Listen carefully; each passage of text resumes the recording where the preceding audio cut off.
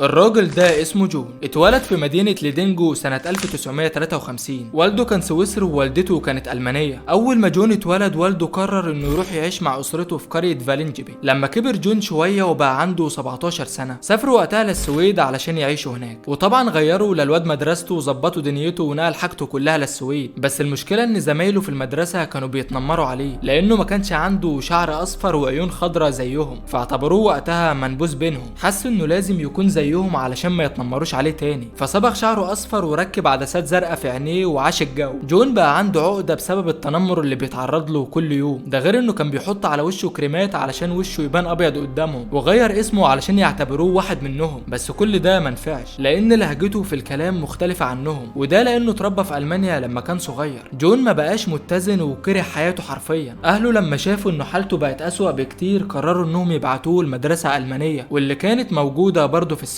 كمل تعليمه ودخل الجامعه، بس كان من افشل الطلاب هناك، يعني لا مذاكره ولا بتاع وهي ماشيه بالحب، لدرجه انه ساب الكليه قبل ما يتخرج بسنه واحده. حتى انه دخل معهد الدراسات التقنيه وسقط سنتين واتطرد منها. تقريبا كده كره التعليم بسبب التنمر اللي كان بيتعرض له. كان عايش بقى صايع ما بيشتغلش خالص. طب هو كان بيصرف على نفسه منين؟ لا، ما الحكومه كانت بتديله فلوس بدل بطاله، حاجه كده زي اعانه من الحكومه للناس اللي ما بتشتغلش. بس هو برضه كان راجل كسيب. امال ليه؟ كان شغال حرامي، بس شكله كده كان حرامي فاشل لانه اتقفش واتسجن 6 شهور. هناك بقى اتعرف على واحد اسمه ميرو بارشيتش، ده بقى كان راجل خطير ومحبوس في قضيه قتل السفير وقتها. ولما خرج من السجن الحكومه خلاص بقى ما بقتش تديله المرتب اللي بيعيش منه، ده المرتب اصلا ما كانش مكفي وبيسرق جنبه كمان. تخيل بقى دلوقتي هيعمل ايه. بس يا معلم بقى انا هشتغل سواق، كل يوم اصحى الصبح اركب عربيتي واحط ايدي على الدركسيون واعيش ملك. دور على شركه واشتغل فيها سواق، بس المرتب ما كانش مكفي. انا عارف كان بيعمل ايه بالمرتب، مفيش حاجه مكفيه معاه خالص. طب ارجع اشتغل حرامي تاني ولا اعمل ايه؟ لا انا مش هرجع تاني، انا تبت خلاص. انا مش عاوز اتحبس. طب تصدق ان في حاجه اسمها البورصه، ما اجرب ادخل فيها، هم اللي دخلوا يعني احسن مني في ايه؟ جون دخل البورصه وسنه ورا التانيه بدا يكسب فلوس كتير جدا، لدرجه انه اشترى عربيه فخمه وحته تليفون على الرايق. وخد بالك برضو ان التليفون وقتها كان سعره غالي جدا، يعني اللي كان زمان معاه حته تليفون معفن صغير بزراير كده زي اللي معاه ايفون دلوقتي، لا وكمان احدث نوع من الايفون مش تليفون عادي. الحاله زهزهت مع جون اكتر واشترى شقه في مكان فخم جدا. خلاص بقى جون الدنيا ضحكت له، فلوس وعربيه وتليفون وشقه كمان. بس جون كان طماع شويه وعاوز اكتر. ياما نصحته يرضى باللي ربنا كتبه له وهو حلو على كده، بس ما سمعش الكلام واشترى اسهم خسرانه في البورصه وخسر نص فلوسه. الواد ده اتحسد يا جدعان. من بعد اللي حصل ده بقى مدمن للخمره والقمار، كل يوم بيعدي عليه كان بيخسر فلوس اكتر، مستواه الاجتماعي بينزل اكتر. لا احنا ما اتفقناش على كده، انا راجل كان عندي شقه وعربيه وفلوس وتليفون كمان، انا مش هعيش الفقر تاني. طب اعمل ايه؟ ارجع اسرق تاني؟ هي فكره حلوه بس اكيد مش هرجع اسرق حاجات عبيطه زي زمان. يعني مثلا ممكن اسرق بنك، بس لازم افتح دماغي حبتين علشان ما يتقبضش عليا. انا ممكن اسرق البنوك اللي فيها فلوس بس مش كتير قوي، ما ينفعش ان اسرق بنوك صغيره علشان الشرطه مش هتسيبني في حالي، لان المبالغ اللي فيها اكيد هتكون صغيره برضه، وانا كده هبوظ الدنيا. البنك هيفضى من الفلوس خالص ومصالح الناس هتتعطل، يعني الحكومه مش هتسيبني في حالي. وما ينفعش برضه ان اسرق البنوك الكبيره لان دي بالذات بيكون عليها حراسه كبيره، ولو سرقت منها هلاقي 10 عربيات شرطه بيجروا ورايا. انا بقول خليني في البنوك الوسط. جون بسبب تفكيره ده سرق 18 بنك، انت متخيل؟ وهنا عزيزي المشاهد احب اقول لك ان جون بعد عمليات السرقه دي كلها تحول لملياردير. وفي سنه 1979 لما جون كان عنده 26 سنه بياخد الجنسيه السويديه واخيرا بقى مواطن سويدي، فقدم طلبه ودخل الجيش. بس الغريب انه طلع من الجيش بعدها بسنتين بس بطلب منه. كان داخل الجيش اصلا علشان يتعلم ازاي يستخدم الاسلحه، اشترى مسدس وبندقيه وجهزهم، حاول انه يعدل عليهم بحيث انهم ما يطلعوش اي صوت خالص لما يضرب نار، بس فشلوا وبوظهم. سيبك انت من ده كله، هو ليه اصلا اشترى الاسلحه دي؟ والله في الحقيقه هو كان بيخطط انه يقتل اي مهاجر يعمل جريمه. ركب ليزر في البندقيه بتاعته علشان يعرف ينشل من مسافات بعيده، وبسبب ده تم تسميته بعدين برجل الليزر. وده لان في كل العمليات الفاشله اللي هو عملها كان دايما بيجي ليزر على جسم الضحيه قبل ما ينضرب عليهم نار. وفي سنه 1991 حاول انه يقتل مهاجر اسمه ديفيد عنده 26 سنه، كان ماشي وقتها مع قريبته في الشارع، ضرب عليه نار من ظهره بس الراجل ما ماتش. وبعدها باسبوع حاول يقتل واحد تاني اسمه ديمتروس عنده 25 سنه، ضربه طلقه في بطنه بس الراجل برضه ما ماتش. هو في يا جدعان البندقيه دي مش شغاله ولا ايه؟ بضرب رصاص بلاستيك انا، هي الناس ما بتموتش ليه؟ لا بقى ده انا لازم ادور على واحد تالت. بيحاول انه يقتل واحد اسمه شهرام وده كان طالب وعنده 25 سنه. لما خلص جامعته وخرج جون كان مستنيه بره وضرب عليه نار في وشه بس الراجل برضه ما ماتش. طب اعمل انا بقى دلوقتي؟ ضربنا في الظهر وفي البطن وكمان في الوش، يكونش لازم اضرب تحت الحزام؟ ولا خلاص بقى انا زهقت من الناس دول. مسك السلاح بتاعه وراح المطعم في نص النهار قدام الناس عادي. المهم شاف هناك موسيقار برازيلي اسمه ديكوستا، قال لنفسه وقتها ده بقى مش هيفوت من ايدي. راح له وقتها وضرب عليه نار. المشكله ان ده كمان ما ماتش، بس داكوستا ده كان مركز وعارف شكله كويس وقال للشرطه على المواصفات بتاعته. تفتكروا جون هيتهد ويسكت؟ بعدها باسبوع واحد شاف طالب الماني في الجامعه اسمه جيمي، ضرب عليه نار وكتر بقى المره دي، وده كان اول ضحيه ليه لان الراجل مات. وقتها جون الفرحه ما كانتش سايعاه لدرجه انه راح واحتفل انه قتل واحد، كمان حجز تذكره لمدينه لاس فيجاس وراح يتفسح هناك. انت متخيل عزيزي المشاهد انه قتل واحد ما يعرفوش ولا حتى بينهم اصلا عداوه ومع ذلك فرحان. المهم وهو قاعد في لاس فيجاس بيستمتع بالاجواء، في منظمه وقتها هجموا على رئيس الوزراء السويدي وقتلوه. مين بقى اللي تم اتهامه في الجريمه دي؟ رجل الليزر. يعني جون تم اتهامه في جريمه هو ما عملهاش اصلا، وطبعا كانوا بيقولوا عليه رجل الليزر لانهم مش يعرفوه. لا بقى احنا كده بنهزر، انا ما قتلتش الراجل ده، انا اصلا ما عنديش مانع ان اقتله، بس المشكله ان ما استمتعتش وانا بضرب الرصاص عليه، واحد تاني غير اللي قتله. طب لسه ما عرفناش ليه تم اتهام جون بالجريمه دي. هقول لك علشان جون كان بيقتل الناس المهاجرين من دول تانية، ورئيس الوزراء السويدي هو اللي سمح للمهاجرين دول انهم يجوا السويد، علشان كده ما كانش فيه غير جون قدامهم يتهموه. بيرجع جون من تاني للسويد علشان يكمل في عمليات القتل بتاعته، اصله كان واخد اجازه بيغير جو بس، وراجع يكمل شغل عادي، ده حتى الايد البطاله نكسه. بس المشكله هنا بقى ان الشرطه كانت منتشره جدا في السويد وقتها، فكان صعب على جون ينفذ العمليات بتاعته، فقرر انه يسافر لمدينه ابسله، وهو مكان جديد يلقط رزقه هناك. جون وصل لمدينه ابسله ودخل لكافيه عادي زيه زي اي واحد، بس شاف هناك طالب مهاجر فطلع السلاح وضرب عليه نار. المدينه كلها اتقلبت وقتها والشرطه كانت مترشقه في كل مكان حرفيا، فقال لنفسه طب وربنا لا راجع تاني للسويد. اول ما رجع راح للحي الصومالي وهناك دخل على كافيه وبدا يضرب عليهم نار، بس محدش منهم مات. مفيش بعدها ب5 ايام راح ووقف قدام كنيسه، شاف واحد هناك وطلع مسدس وضرب عليه طلقه في صدره وهرب بسرعه، بس الراجل مع انه ابن الذين كان بيطلع في الروح قدر انه يتصل بالاسعاف وقتها وتم انقاذه، وقال للشرطه على تفاصيل ملامح جون بالظبط. مفيش بعدها بيومين جون راح لصاحب محل بقاله وضرب عليه نار، بس برضه الراجل ما ماتش، وهو كمان قال للشرطه على مواصفات جون. وخلاص بقى الشرطه بدات تدور عليه، اصل واحد زي ده ما ينفعش يتساب خالص كده طايح في خلق الله. بعدها اخيرا تم القبض على جون، بس الغريب انه ما كانش متهم بمحاولات القتل اللي عملها قبل كده. جون كان متهم بقتل رئيس الوزراء السويدي. استنى بس انت يا عم رايح فين؟ ما قلتلناش برضه جون اتقبض عليه ازاي؟ اصل انا بحب اعرف التفاصيل بالظبط. طيب يا سيدي هقول لك. جون بعد ما قتل الراجل صاحب محل البقاله الحاله ريحت معاه حبتين، قال لنفسه وقتها انا مش معايا فلوس بس معايا سلاح، طب ما اروح اهبق على بنك واطلع اللي فيه. بس حظه المره دي ما كانش كويس واستعجل وما حطش خطه قبل ما ينفذ، لان البنك اللي هجم عليه كان فيه مركز شرطه قريب منه. موظف البنك اتصل على الشرطه وقال لهم ان في واحد هجم على البنك وقبضوا عليه بسرعه، ولانهم كانوا قريبين جدا منه الموضوع ما خدش منهم وقت، وفي خلال دقايق كان مقبوض عليه. المحامي بتاع جون راح له المحكمه علشان يساعده، بس جون ابن العبيطه ضربه ومسح بكرامته الارض، وده اللي خلى القاضي يشك انه مختل عقليا، لان مفيش شخص عاقل يعني يضرب المحامي بتاعه على اساس يعني ان كل الحاجات اللي عملها كانت طالعه قبل كده مثلا من شخص عاقل. المهم جون اتحكم عليه بالسجن المؤبد، اتحبس منهم 16 سنه، وقدم طلب طعن في المحكمه سنه 2008 على امل انه يخرج. الدكاتره لما كشفوا عليه عرفوا انه عنده توحد واضطراب في الشخصيه، فالقاضي رأفة بحاله خلى المده 40 سنه بس، اتحبس منهم 16، يعني الحكايه كلها باقي له 24 سنه بس. نقدر نقول ان جون هيخرج تقريبا في سنه 2032، بس في سنه 2018 الحكومه الالمانيه قدمت طلب للمحكمه، قالوا في الطلب ده ان جون قتل طالب الماني كان عندهم في السويد اللي هو جيم الضحيه الواحده اللي قتله لو تفتكروا. عرفوا كمان انه هجم قبل كده على اكتر من بنك وسرق ملايين، علشان كده تم الحكم عليه بالسجن مدى الحياه في المانيا. ده معناه بقى انه لما يطلع من السجن سنه 2032 لو فكر وقتها وسافر لالمانيا هيتقفش ويترمي في السجن طول عمره. جون حاليا عمره 69 سنه ولسه باقي له 9 سنين علشان يخرج من السجن، يعني هيطلع وهو عنده تقريبا كده 78 سنه، هيكون وقتها راجل عجوز ومش هيقدر يعمل حاجه تاني. بس تتوقع ان ممكن يرجع ويقتل الناس تاني؟ وخصوصا انه متوحد وعنده اضطراب نفسي. انا شخصيا ما اعرفش، ولو شفته في الشارع هطلع اجري. وبس يا جدعان لحد هنا بتخلص حكايتنا مع جون. ما تنساش تعمل لايك وتشترك في القناة وتشير الفيديو، واستنونا في الفيديوهات اللي جاية. سلام.